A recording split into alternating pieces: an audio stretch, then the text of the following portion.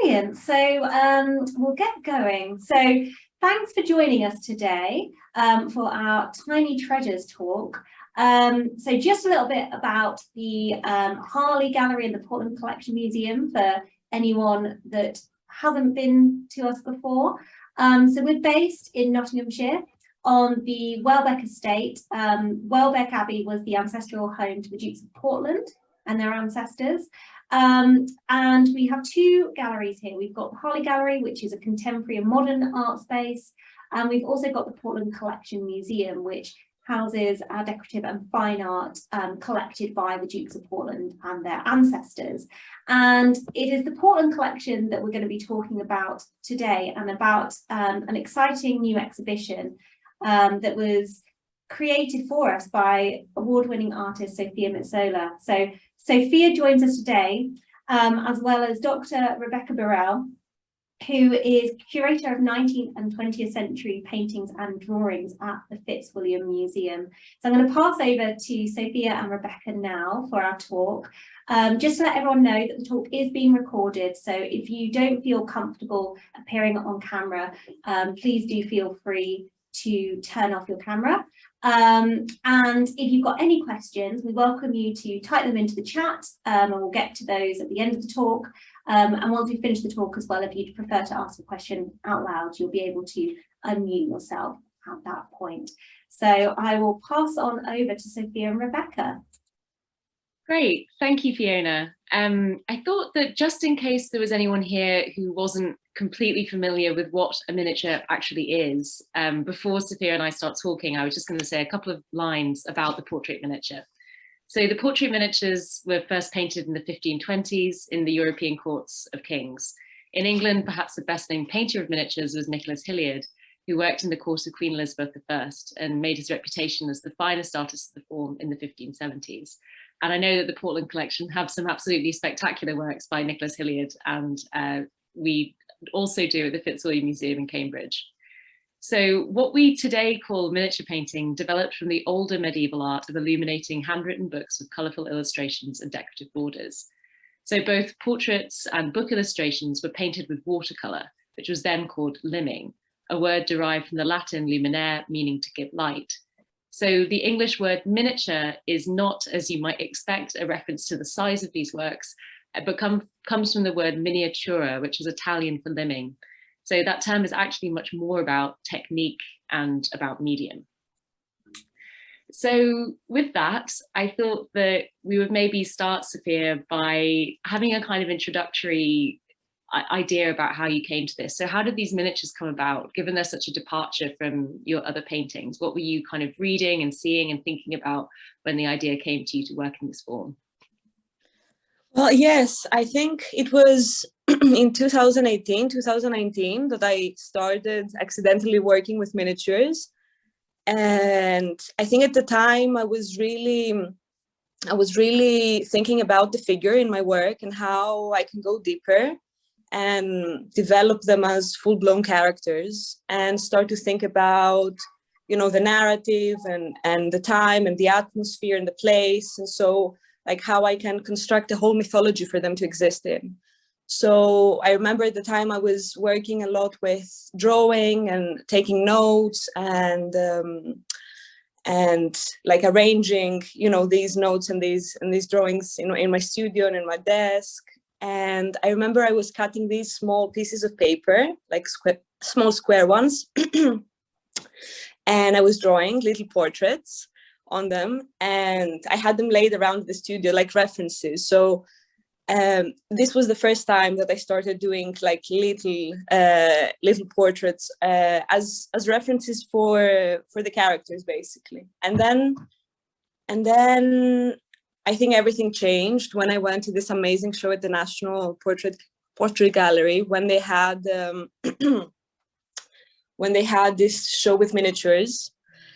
And I was just amazed by, you know, the ability of painting and what painting can do, even in that size, that it can be, you know, totally magnetizing and just draw you in and, you know, absorb you. So yeah, that's how it started. And so obviously the kind of the historical status of the miniature was really important to you. So how did it come about that you saw the Portland collection, and how did the kind of exhibition itself, the collaboration, come into being? Yeah, so for a few years, I couldn't figure out how I would ever show my miniatures. So I had the paintings and I had the miniatures, but I just couldn't imagine them being together, or I couldn't imagine in what kind of setting, this could exist. And I remember one of my works is part of the Jerwood collection, and that was shown at the Harley Gallery. And so the director from the Harley talked with the director from the Jerwood, talked with the director from the Harley and said, Sofia, she makes these big paintings, but do you know that she also makes miniatures? And then Elisa, the director from the Harley Gallery, came to my studio and we talked about the miniatures, and she said, we have this amazing collection of miniatures and we have worked with artists before. Would you like to do something? I'm like, yes. Yeah. And yeah, I was just like super excited, because for the first time I would think about how, I would place them and how thinking of showing them basically, but also like I had the opportunity to, go there and choose the miniatures like from their collection and, think of how to arrange them in the space. And yeah, it was amazing. Yeah. Well, they look absolutely spectacular. So this is the room. This is how we place them. And so can you talk us through that a little bit more, because I think it's very distinctive what you've done in terms of putting them in dialogue with each other. Yeah, so for me, like I really like historical paintings and like old masters paintings, and I think like what I really wanted to do is to first of all, I chose my favorite miniatures, and I thought, instead of doing a more traditional setup, like placing them on like red velvets or like blue velvets, I wanted to encourage a bit the viewer to rethink them, because like what I really like about the ones that I chose is that they feel very timeless. So it feels like they're almost mythical characters. They could exist in a novel or in a movie. So what I wanted to do, like with the arrangement and the panels, was to change the traditional setting that I had seen them before in, or I would imagine them being, and instead, I placed them on these like really bright colored panels, so that the color would palpitate, let's say, would be like would like bring them out. And yeah, this is how I arrange them. Like some of them are arranged in a linear way, and some of them are, this is just how I had maquettes actually, and I cut little pictures and I had them placed in the maquette, and I just played around, and it was very intuitive how I composed the whole thing. I mean, it's amazing. It's incredible how just the color and the backdrop completely recontextualizes them and makes them look completely fresh. It's wonderful. So I thought that next I would ask about the relationship of these miniatures, the kind of world that they build and the characters they represent in relation to your large scale paintings, because in some ways they feel completely different in terms of the approach and the scale, but there's so much that's kind of shared in terms of the cast of characters and the kind of emotions that's expressed. So could you kind of talk about that a little bit, maybe about Aquamarina? Yeah. So yeah, like from one side, working with miniatures and working with paintings is a completely different process for me. And when I'm working with paintings, I would never touch miniatures.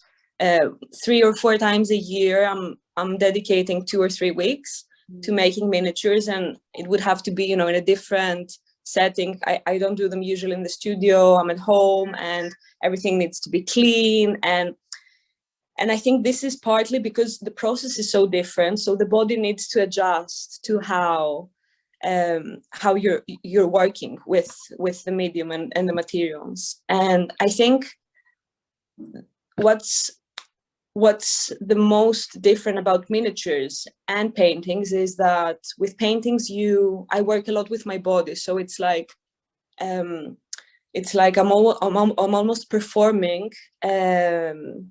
I'm almost performing an act for the painting, and it's like a choreography around the work. And what I want from the work after that is to, hold that energy that I have given to it, and then, it can give it back, let's say, to the viewer. And the thing with miniature is that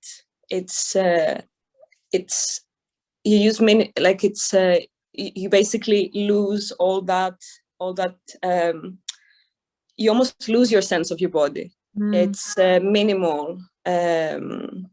working with your body anyway, and it's all about concentration and how you can condense all these things that you're working on in this size. But still, I think what I'm trying to do with both things is that with painting and with miniatures, what I'm trying to do is to attract the viewer, to invite them to look, and to almost, create this magnetizing effect that with painting happens with different ways, and with miniature happens with different ways. And so how you can, be driven in and absorbed and consumed. And with miniatures, it's, it's the size, but it's also how it's painted and how detailed it is. And I think in the paintings, in the miniature portraits, the characters are much more detailed and much more concrete. They are definitely much more developed, I think, than in the paintings. In the paintings, they feel historically real, but more so than in the paintings. You can almost the characters acquire a kind of allegorical quality or something. But these in the miniatures, they feel like personalities. Yeah. They do, I think, and it's because you just spend so much time in this. First of all, the size, but it's also you're trying to go deeper into who that person is, and what do they like, and how would they like to present themselves, and how they would like to be dressed, or what are their personalities like. So with the display for the works that I did for the Portland collection, I thought a lot about how I can make a family tree. So basically, this is the family tree of my two protagonist sisters, Aqua and Marina, which you can see at on the right. They're at the end. It's these two round, square, red watercolors. So this is Mad Aqua and Bloody Marina, the one with the binoculars. And I thought, it would be interesting in that setting, the Portland collection that is all about, lineage and family, to try to find, let's say, the prequel of the story of the sisters, and how their ancestors would be, and what traits they have passed on to the sisters. Yeah, I mean, in looking at them right now, I think what's really striking is the way in which they're framed. It's something that you can that's very distinct also when you see them up close. It's almost like the photographic reproduction doesn't do justice to the kind of materiality of them. And I know that you were very interested in the emphasis on kind of technique and medium in the miniature. So can you talk us through the techniques that you used, the mediums, the frames, all of this is so kind of essential to these works? The frames are very much part of the work, because before they were framed, because it's miniatures, so it could be anything. Like I could frame them in big square frames, like for drawings, or I could just keep them unframed and display them on a table, or like there were so many possibilities. But I thought it would be interesting to have them as objects and make frames for them, because they can feel almost like these amulets of protection, these charms, and like in my mind, you can keep them on you and like have a very intimate relationship with them. You take them up close and you look at them, and a bond is created. So the frames were really important for the meaning, for the purpose of the works. And the frames were made with, I was thinking about the ivory casings and frames that they used in the 15th century with, it was basically carved ivory. And I thought how cool it would be to make something that would look a bit like that, but it wouldn't be that. And it would be, you know, as if it came from another world. And also I thought about, you know, how seashells grow millimeter by millimeter every year, and how, you know, my story with my sisters is based in the ocean. So as if it's, you know, part of the world, seashells and marine life. So 3D printing was, I think, a very fitting choice for the miniatures, because, you know, it grows like this as well. And yeah, and about the way I am painting them, it's, I mean, it can be different. So I have used most of them, all of them are painted on vellum, which is the traditional material. It's a skin of baby calf, and it's really important that to use this material with miniatures, because it's very smooth. It has the least grain, so you can do a lot of detail. You can work with, let's say, one little hair. And then I work with watercolor sometimes. In here, I think I don't have any miniatures with oil. No, I don't have any miniatures with oil, but yeah, I work with gold leaf. Yeah. Wow. Yeah, basically these are, yeah, watercolors and, yeah, gold leaf or ink sometimes. Yeah. I want to go back to something you said about the presence that they have as kind of talismans, because I suppose that miniatures are also defined by their fascinating social history, by their function, the way that they were used to kind of embody and express intimacy, you know, the way in which they pledged allegiance, they were expressions of longing and love. And your miniatures to me feel like they have a kind of similar talismanic presence. Could you sort of talk about this, like what that element of it kind of means to you, this idea that they have this kind of talismanic, kind of almost a sort of magic to them? Yeah, so this idea starts with the paintings and it extends to the miniatures. So in my mind, the paintings are activated the moment, because in my paintings, all of the figures, or in almost all paintings, all the figures are directly looking at the viewer. So in my mind, the painting is activated once the viewer steps in front of the painting and realizes that the viewer is looking at the painting is looking at them. And this is when a bond starts between them. And for me, this gaze between the viewer and the painting creates a power dynamic. And I'm thinking a lot about how the evil eye or Medusa, the power of the gaze, would work in ancient times. So, for example, first it was Medusa and then came the evil eye. So you would have, for example, a Medusa sculpted, let's say, in your shield when you would go to war. And because you were behind the Medusa, you would protect it. And with her gaze, she would petrify whoever stood in front of that. So it's all a matter of perspective. And with the paintings, it's the same. If you look at the paintings and you can relate to them, you are protected, you're behind them. But if you stand against them, it's a conflict, and it like the power is always in the painting, because the viewer will walk away and the painting will still be looking. So they lose that power. So in that sense, I was thinking about the miniatures as the same as protection charms from this world, from this mythical world that I'm like making with the paintings. And yeah, like I really like to imagine that, you know, at some point, sometimes someone might find them, or like even someone, you know, goes to the show and sees them and thinks, you know, wow, this thing comes from that time, and now it's, you know, under a glass. But if you come to the studio and you when you came to the studio, you know, you could pick them up and look them up closely. Well, exactly. When I saw them in the studio, I could really feel that kind of magic emanating off them. I felt very lucky to be able to actually touch them. Another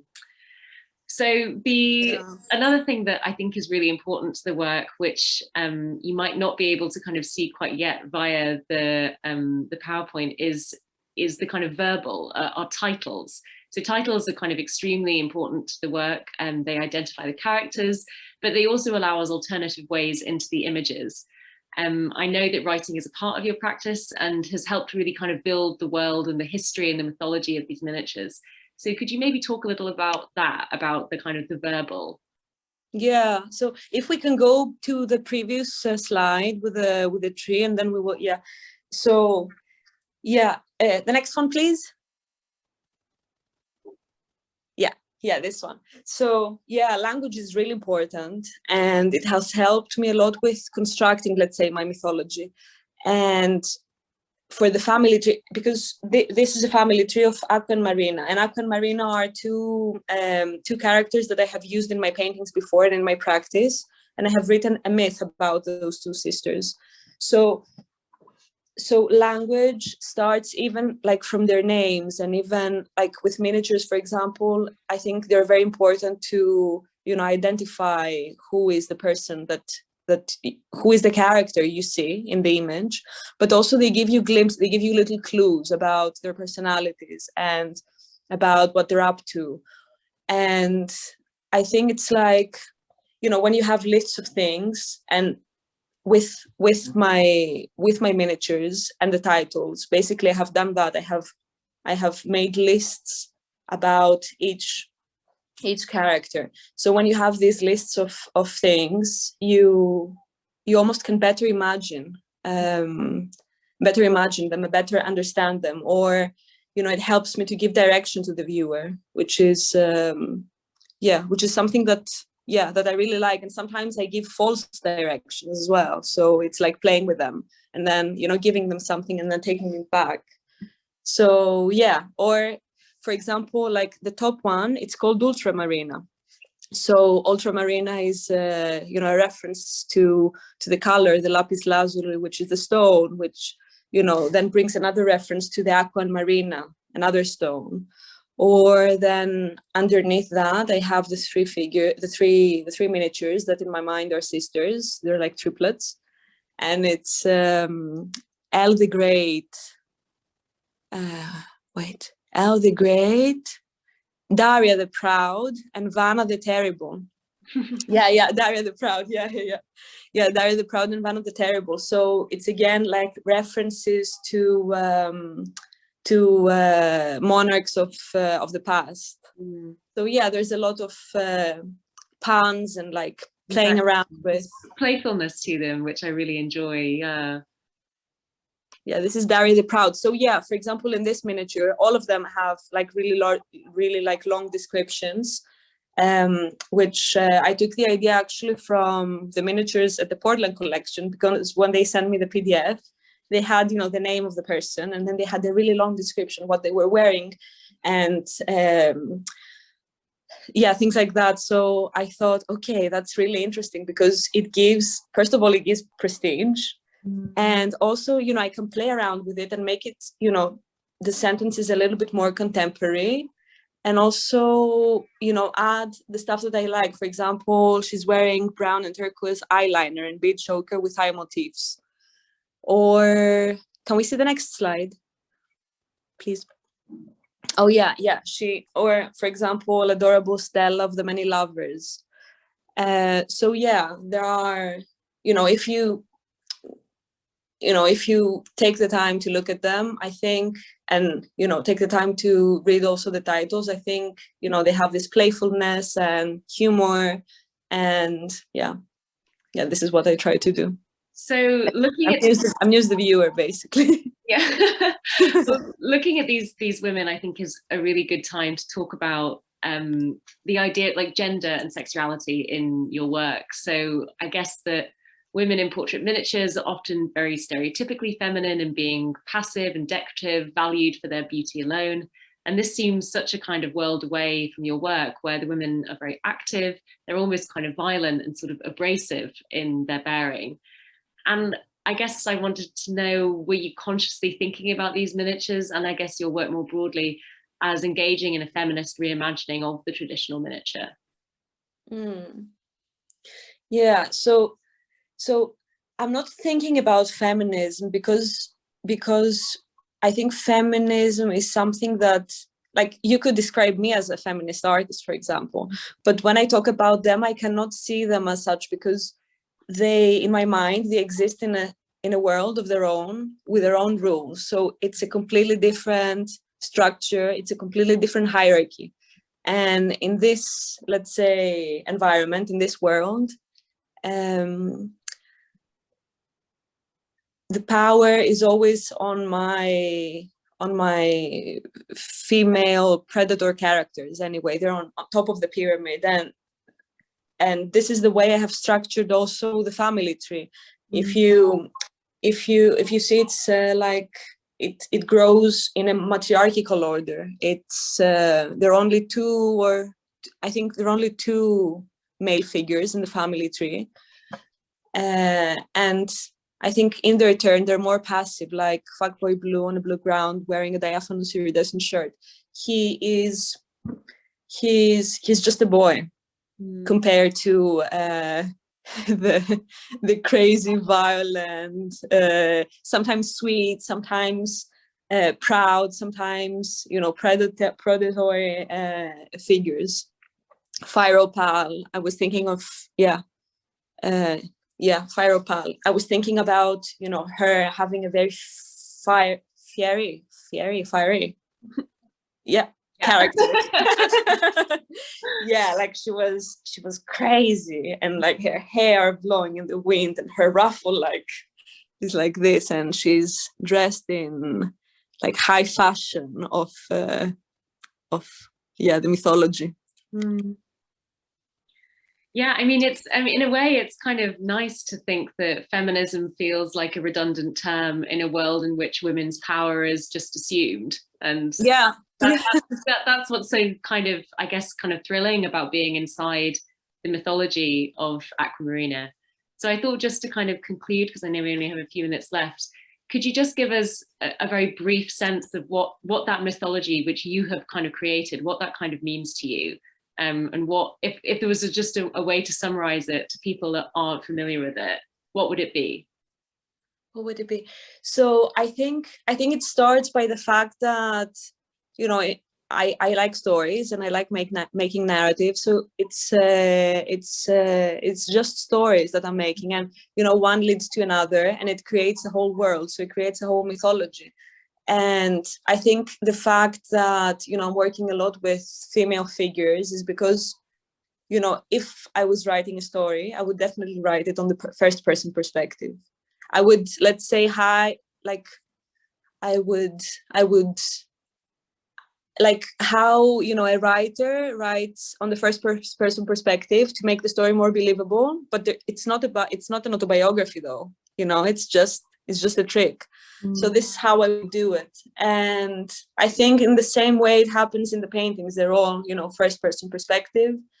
And, you know, in mythology, I think it's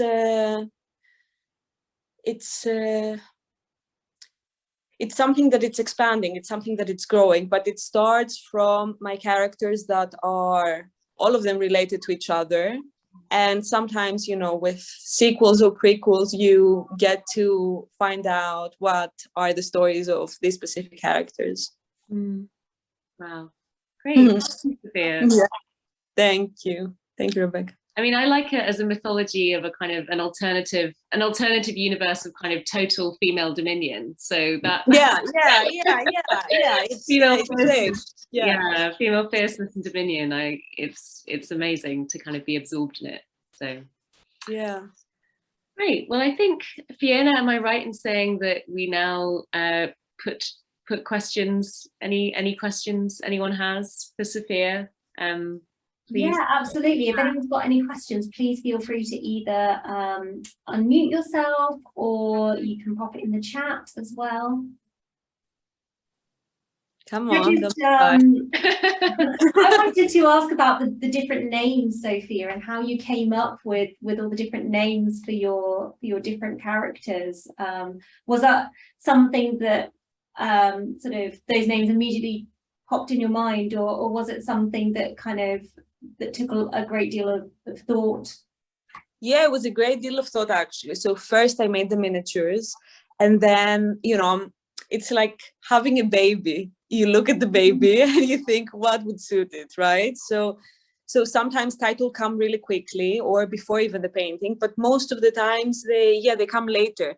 So for example, here with Mad Aqua, I knew that she's Aqua, but then I wanted to make titles almost like these.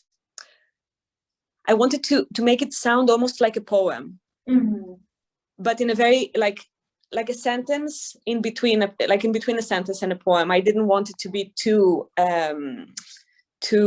clear that it's a poem, but it's very thought through, and I changed it so many times. So this is Madaqua, flaunting beauty mark, shell eyeshadow, black liner, crooked teeth, red lip.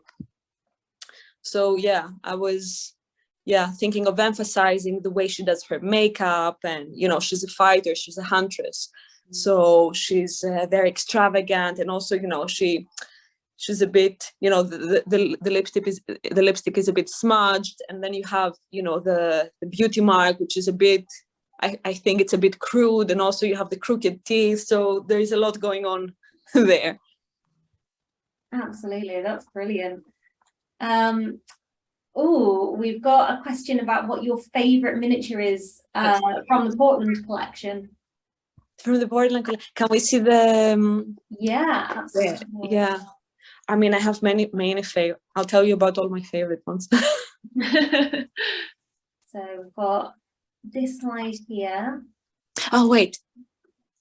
Okay, I love the box. First of all, I love the box. This is Marie Antoinette, and this is, I think, a German box with gold and diamonds. I love this. I think it's a snuff box. They used to put their snuff in there.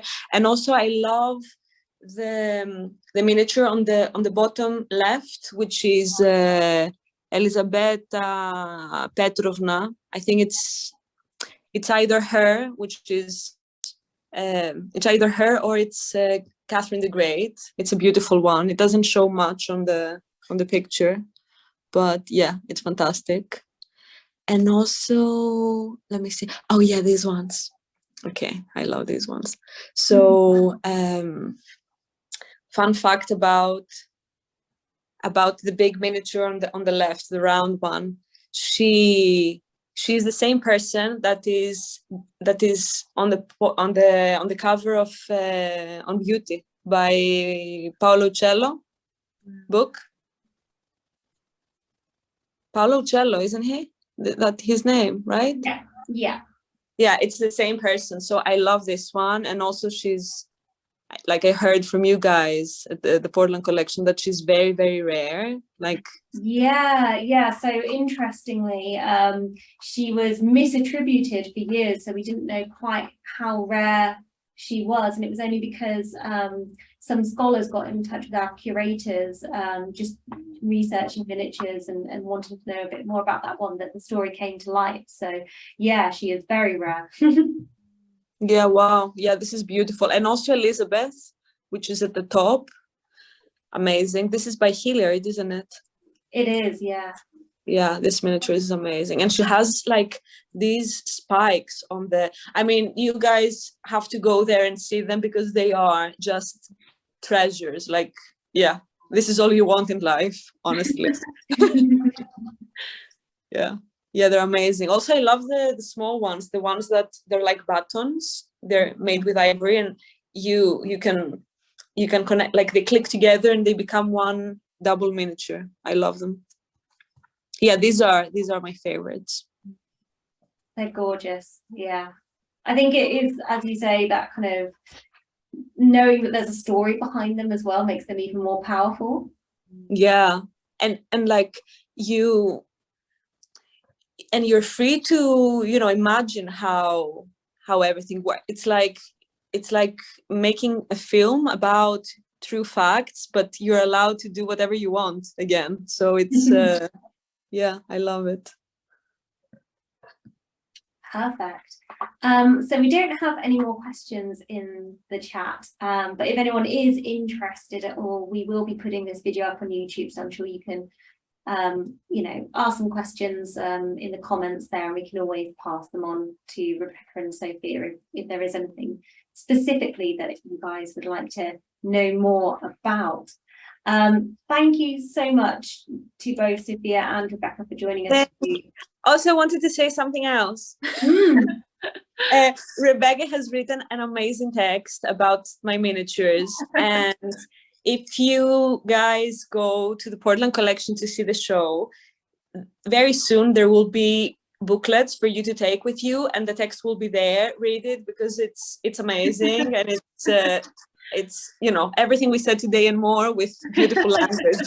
I loved writing about the work, so I think you can tell in the essay. Yeah, so please do. Absolutely, yeah. I'll give you a bit more information about everything that we've talked about today. So that kind of brings us to the end of this talk. If you enjoyed it, then we do have some future talks coming up. So next month I'll be discussing the relationship between Disraeli and the Bentinck family, and his debts as well, and how he managed to persuade the Bentinks to give him a huge loan. So if you're interested in that kind of aspect of history, then please join us for that. As always, you can always go onto our website to see our events that are coming up, and we would also love to see you in person. If you are planning on coming over to the Portland collection to see the miniatures, then let us know that you joined us today on the talk and what you thought of the exhibition in person as well. So I think that's it from everybody. So thank you very much for joining us, and hopefully see you at the next talk. Thanks everyone. Bye for now. Thanks everyone.